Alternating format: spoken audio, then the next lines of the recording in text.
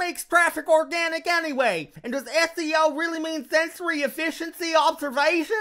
Thanks, Cletus. My name is Alex, and thank you for checking in to the Fun and Funnels podcast. Hello and welcome to the Wildish Network, where we like to mix entertainment with a little bit of information and just a dash of education. This is part 2 of a 2-part series. In part 1, we went over the difference between social media and digital advertising, and in this episode, we're going to go over organic traffic and SEO, or search engine optimization. Organic traffic is pretty easy to understand. It's hard for me to say though.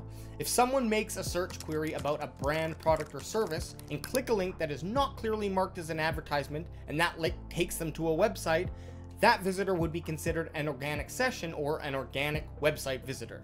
Or even more easy to understand, you pay for advertising directly, you don't pay directly for organic traffic. Now sure, you've probably had to put your own time in or had to pay someone to develop your website, but if you're not using an advertising platform to distribute content to a specific audience or attaching your ads to certain keywords, then those people who visit your website are more than likely determined to be organic visitors or organic sessions.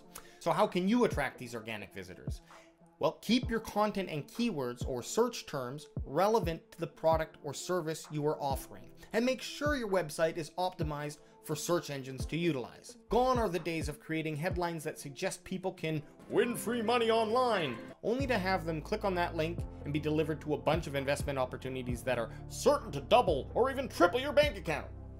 Nowadays, when those websites exist, they are quickly determined to be bad websites and are either removed or pushed so far down the search engine results page, or Google SERP, that it might as well be banished from the World Wide Web.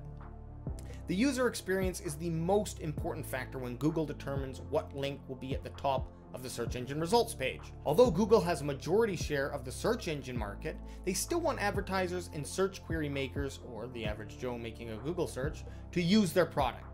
So it's a bit of a balancing act. You see, on one hand, they want advertisers to have the ability to make money, but on the other hand, they don't want someone going elsewhere to search because they're being bombarded with advertisements that have nothing to do with what they're searching for or are not even relevant to that average Joe at all.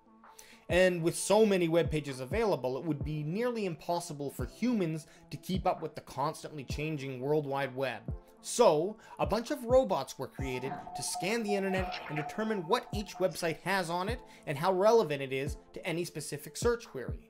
Now that doesn't mean that there are literally tiny robots running around somewhere inside your computer, but it does mean that automation rules the online world, or at least has 50% custody. Google is an automated system that continually scans the internet much faster than any mortal being would be able to, and reads each website content to get a better idea of what exactly is on that web page.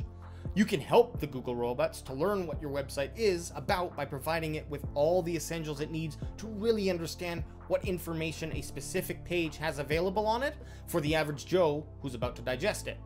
In a nutshell, that's search engine optimization.